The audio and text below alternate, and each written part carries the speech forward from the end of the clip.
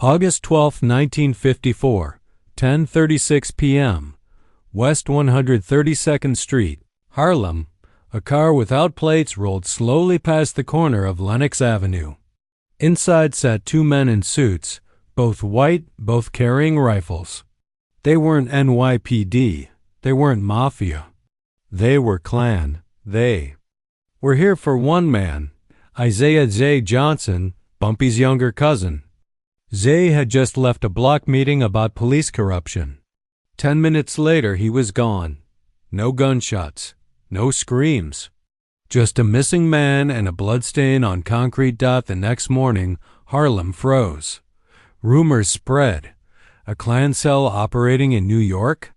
Protected by someone inside the city? And Bumpy? He didn't call the police. He didn't start a war. He asked for 6 minutes and walked into the American Legion Hall alone. The question is, what did Bumpy do inside that building that made 6 NYPD officers freeze when he walked back out? The call came in just past midnight. One of Bumpy's corner kids, a sharp-eyed runner named Leo, knocked 3 times on the basement door of the Apollo. He wasn't out of breath. He was scared. "Zay ain't home," he said. "Since 8. His mama called me." He was supposed to walk back from the block meeting on 132nd. Bumpy didn't flinch, didn't blink, just tilted his head. "Who saw him last?" Leo swallowed. "Old man Tate, the barber. Said he saw Zay talking to 2 white men. One had clipboard, one had a limp." Bumpy nodded once. "Where?" "Corner of 132nd and Lenox, Black Plymouth. No plates. That changed everything. Zay wasn't a soldier. Wasn't in the numbers game. He taught kids to read and helped tenants file complaints against slumlords. His name had never come up in a precinct file. But last week, Zay had stood up in a community meeting and read off a list of city-owned buildings that mysteriously ended up under private developers, all of them tied to retired NYPD officers. He passed that list to a reporter from the Amsterdam News. Now he was gone. Bumpy stepped outside. The air smelled of rain and oil. Harlem was quiet, but it wasn't calm. A silence had settled, the kind that meant something had already happened. He didn't call the police. He didn't round up his crew. He walked 2 blocks west to the spot where the Plymouth was seen. Nothing but wet sidewalk and the smell of bleach. He stood still, looked up. Across the street was a squat brick building with a rusted flagpole, a faded sign, American Legion Post 1629, lights on, door locked. No sound. Bumpy lit a cigarette, took 2 long drags, then he turned back, walked home, and changed his suit. By morning, the street was buzzing. Word moved fast in Harlem. Not from headlines, from barbers, corner kids, jazz players, waitresses. Everyone knew Zay was missing. Everyone knew he was family. But what made people nervous wasn't Zay. It was the silence. Because Bumpy Johnson, the man who always moved fast, who always did something, wasn't doing anything. He wasn't seen. He wasn't speaking. And that meant only one thing. He was planning something precise. By 10:30 a.m., Bumpy returned to the Legion Hall, alone, dressed in charcoal gray, hat low, gloves on. He knocked once. The door opened a crack. A pale man in a VFW jacket stared back. "Close today." Bumpy didn't blink. "I'll be back in 6 minutes." The man squinted, confused. "Excuse me?" "Tell your people," Bumpy said.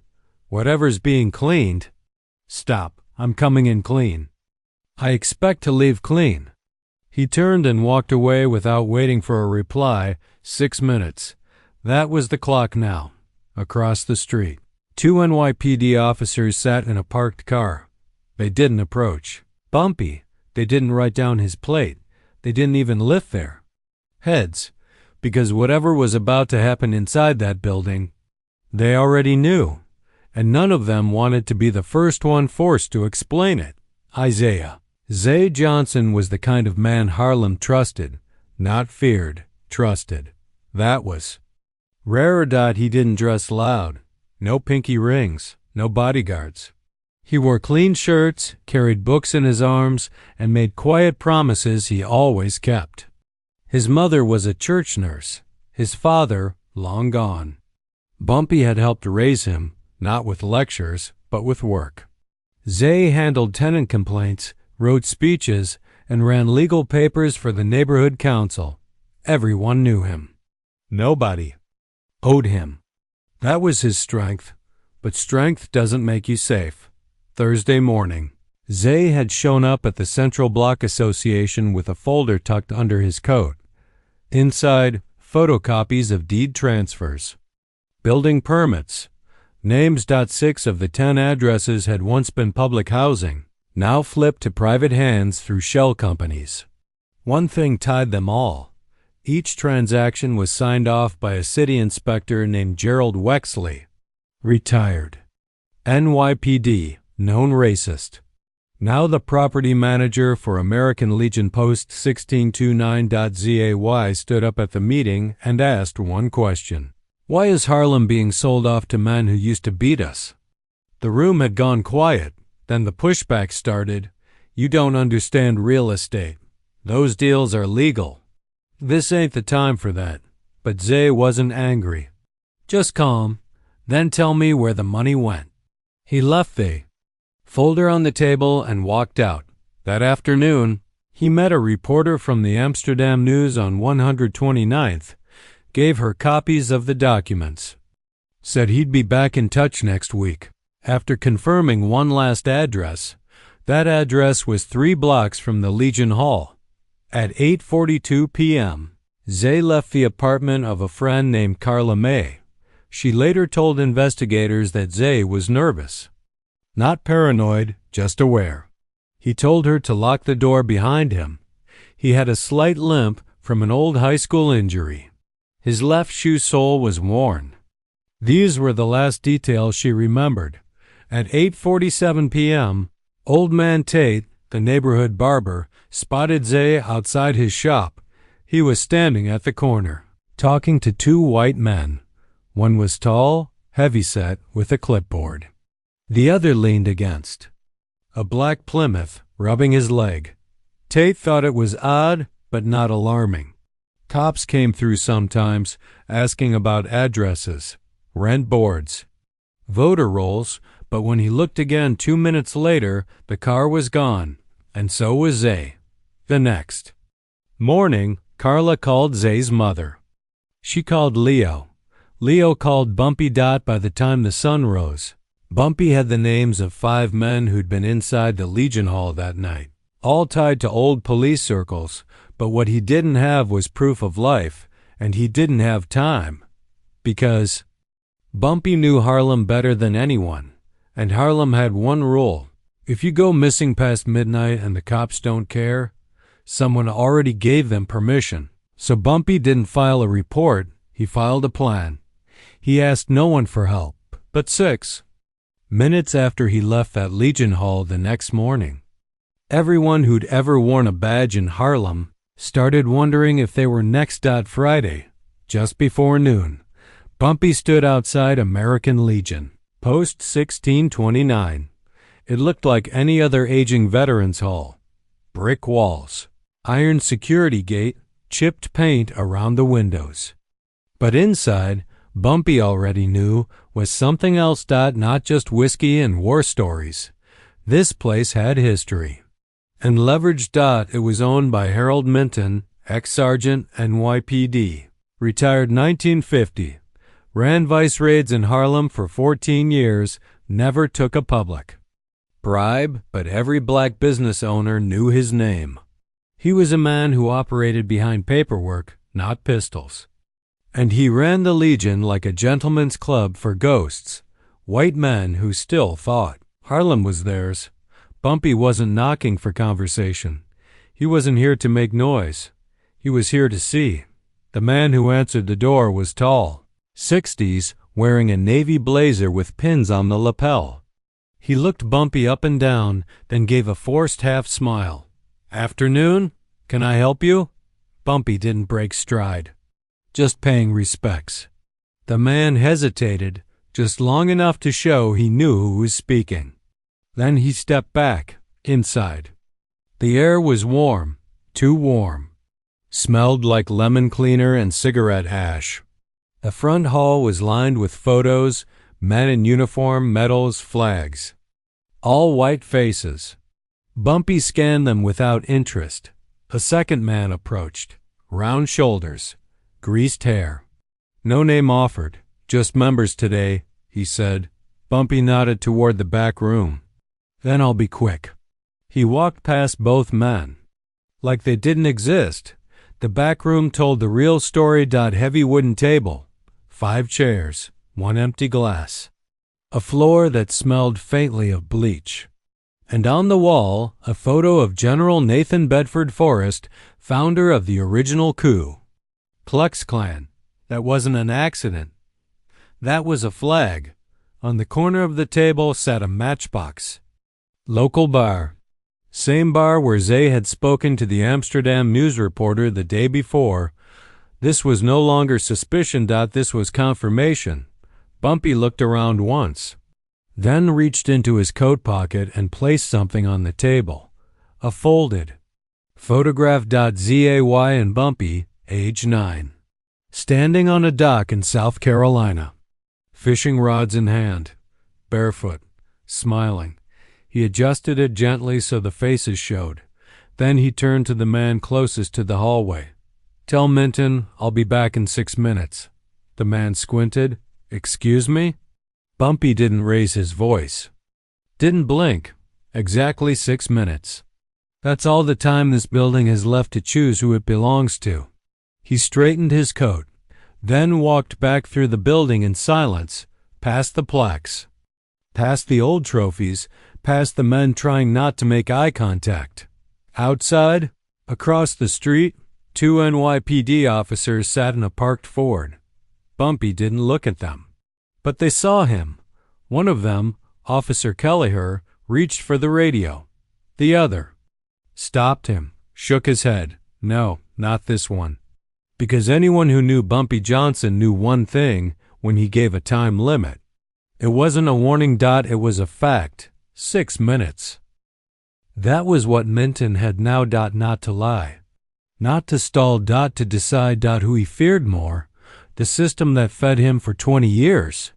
Or the man who just left a childhood photo on his table and didn't say a single threat out loud. 6 minutes. That's what Bumpy had promised. But what he brought back wasn't muscle. It wasn't firepower. It was something else. Back at his apartment on 147th, Bumpy changed clothes. Not just a new suit, a different message. Dark navy. No pinstripes. Flat black. Tie. No pocket square. Clean gloves.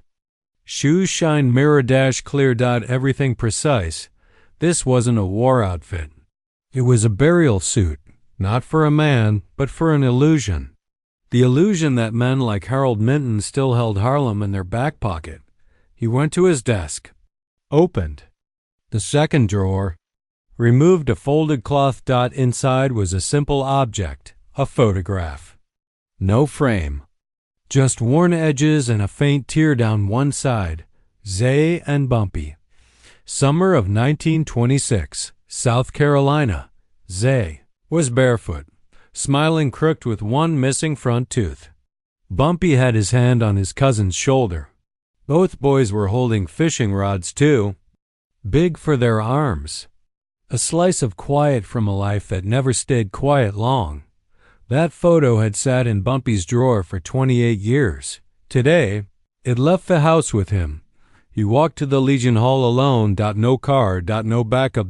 Just Harlem eyes watching. From windows, curtains, fire escapes, they didn't ask questions, didn't call out. They knew what silence meant when Bumpy moved. He crossed Lenox at a steady pace, each step deliberate, left foot, then right. Never rushed. Not a single glance to the side. The door to post 1629 was unlocked this time. Someone was expecting him inside. The air was colder than before, curtains drawn. The same two men stood waiting, blazer and greased hair, but now they didn't pretend to smile. From the back room came a voice. Mr. Johnson. Harold Minton. Still carried the cop cadence. Clipped, arrogant, controlled. The kind of man who said full names like a verdict. Bumpy said nothing. Just walked toward the voice. The back room was exactly as he left it, except now 4 men stood along the walls, all older, all white. None of them made eye contact. Minton sat at the head of the table, no badge, no gun. Just a brown folder. In front of him and a bottle of whiskey half finished. You didn't come here to drink, Minton said. No. You didn't come to talk either. No. Minton leaned back. Then what is it you want? Bumpy placed the photograph on the table, smoothed it with his gloved hand, slid it forward gently. I want you to look at that, Bumpy said, and decide if what's happening in this building is worth what happens outside of it. No threats. No names. Just that. A photo of 2 children, one of whom was missing. One of whom now controlled every breath in the room. Minton stared at the photo. His hand hovered, then lowered. He didn't touch it, but something cracked behind his eyes. Not guilt. Not shame. Calculation. For the first time in decades, Harold Minton realized he wasn't the most dangerous man in the room, and maybe never had been. Bumpy turned to leave. At the door, he paused. You have 2 minutes. Then he was gone. Back outside, Harlem waited. Not with weapons. Not with riots, but with silence, heavy, unmoving, filled with consequence. Because now the question wasn't what Bumpy brought in. It was what he left behind. And whether Minton still had the spine to ignore it. Harold Minton didn't speak for 20 seconds. No one in the room did. The photo sat there, face up, like a mirror none of them wanted to look into. Zay and Bumpy, 2 black boys with bare feet, holding onto rods and hope, now haunting the walls of a place built on exclusion. Minton stared, jaw tight. Then finally said, He's still alive. One of the men by the wall shifted, uneasy. Another cleared his throat. I said, Minton repeated, louder, He's alive. No one answered, because the issue wasn't whether Zay was breathing. It was whether he was talking, and what happened if he ever did. Minton tapped his fingers on the table. Looked to the man nearest the back hallway. Bring him down. Zay. Johnson had been locked in a supply room upstairs, not tied. Not beaten, but held, controlled, intimidated. They'd taken his shoes, thrown out his ID, and told him it was for his own protection. That's how they did it now. No ropes. Just erasure. When the door opened, Zay squinted against the hallway light. He recognized no one. Then he heard Minton's voice downstairs. Walk. Back in the main room, Minton had changed his posture. Less arrogant. More composed. He knew exactly who he was now. A man calculating the risk of letting a witness live. Against the cost of crossing Bumpy Johnson, he opened the brown folder in front of him. Inside were records, eviction notices, sealed arrest reports, property transfers. Evidence that could bury 5 men in that room. He closed it again without speaking. Then he looked at the clock on the wall. 10:54. 2 minutes left. Zay stepped into the room barefoot, face bruised, no blood. Still silent, Bumpy had told Minton nothing, no threat, no demand. But somehow, Minton understood the deal in full. Zay walks out clean, and the next 6 days stay quiet. Zay doesn't walk out, and the next 6 years become a funeral for every last name in that file. Minton nodded to the hallway. Zay turned. Didn't speak. Just walked out the room, down the stairs, Out the door.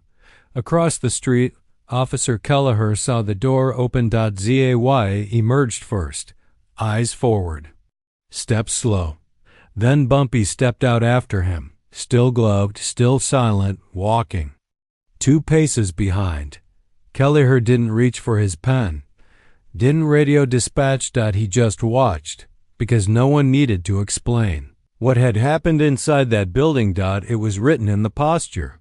Zay upright, alive, Bumpy, unreadable, untouchable, and the silence from upstairs?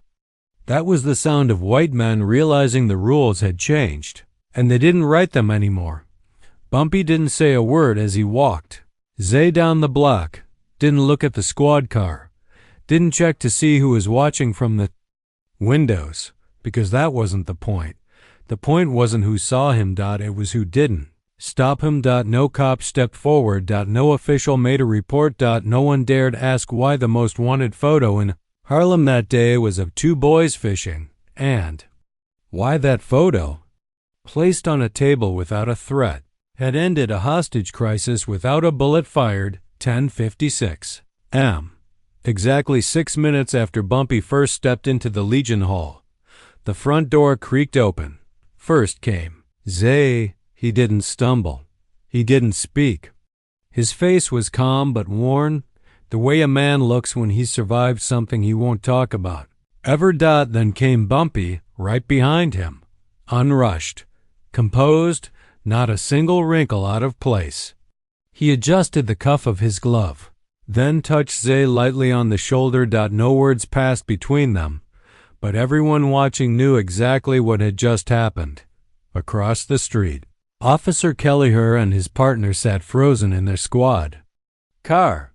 Technically, they were assigned to observe and report, but no one had briefed them on this. No one in City Hall had said, if Bumpy Johnson walks into a building run by an ex-cop suspected of kidnapping his cousin, let him handle it. And yet here they were, watching him walk out, watching Zay walk free. And doing nothing. Kelleher's partner reached for the radio. Kelleher stopped him. You really want to be the one to call this in? Silence. The partner lowered his hand. No one wanted to explain why 6 white men in a Legion Hall full of American flags had just surrendered to a black man with no gun, no warrant, no badge, only a photo. As Bumpy and Zay walked, Harlem noticed. Window curtains twitched. A doorman 3 buildings down tipped his cap. Just once. A little boy with a paper bag full of groceries stopped in the middle of the sidewalk and stared. Wide-eyed, as the 2 men passed. He didn't know the details. I didn't need to. He just saw something true. Harlem had been tested and passed. Inside the Legion Hall, the silence grew heavier. Harold Minton hadn't moved. The men around him shifted, unsure. Finally, one of them spoke. What do we do now? Minton's voice was low, hollow. Close the hall for the weekend. Cancel the meeting with Wexley. Burn anything that's got a signature. He stood slowly, as if something in his spine had cracked. He didn't say a single name. One man whispered. Minton didn't look up. That's what scares me. By noon, word had spread across 10 blocks. Zay was safe. No shots fired. No. Blood spilled. Just 6 minutes changed the temperature of the city, because the real impact wasn't just Zay's return. It was the message carved into the sidewalk that morning. Bumpy doesn't need violence to win. Just silence, precision, and the willingness to walk into a room full of enemies without raising his voice. That afternoon, at a diner on 138th, an off-duty sergeant folded his napkin 3 times before muttering to his partner, "If he can walk into a Legion post and walk out with a hostage, what do you think he could do to a precinct?" His partner didn't answer. I didn't need to, because the question had already crossed every desk from Harlem to City Hall. And nobody had an answer that didn't involve fear. Back on 147th Street, Zay sat on the couch in Bumpy's apartment, Bumpy poured 2 glasses of water. No scotch. No celebration. Just calm. You all right? Bumpy asked. Zay nodded. You want to talk? Zay shook his head. They drank in silence because the story didn't need to be told out loud. Not yet. Harlem already knew. By Monday, the Legion Hall was closed for maintenance. By Thursday, Harold Minton's name was quietly removed from the city's Veteran Affairs Registry. And by the end of the month, 3 other men, all with connections to that building that night, were gone. One resigned from his post at the Housing Authority. Another took extended leave from his position in the mayor's office. The third, last seen boarding a bus to Tampa. No public statement. No goodbye. It was as if Harlem had exhaled, and with that breath, wiped 3 names off the map, but none of that was printed in the papers. There were no articles. No arrests. Just silence. The kind that lingers after something real happens. And people decide not to name it, because everyone already knows. Zay never spoke publicly about what happened in that upstairs room. Not to the Amsterdam News. Not to the Block Association. Not even to Carla May. He went back to work the next week, same briefcase, same suit. He showed up at tenant meetings, helped an old woman appeal her rent hike, delivered a stack of typed documents to the local church. Life on the surface returned to normal, but something underneath had shifted. Zay now walked differently, not with fear. With gravity. People gave him space on the sidewalk. Not out of pity, out of respect. Because in Harlem, surviving something like that without breaking meant you were protected, not by law, by loyalty. And Bumpy? He said nothing. No press. No story. Not even a whispered retelling to his closest men, but one by one, changes followed. The American Legion Hall was sold to a black business collective 2 months later. A city inspector tied to the housing flips was caught in a corruption probe and quietly indicted. And most important, the raids that had plagued Harlem bars, bakeries, and basements slowed to a crawl. No memo ordered it. No directive explained it. But the message was clear. You touch someone close to Bumpy Johnson, even once, and your entire future becomes a coin flip.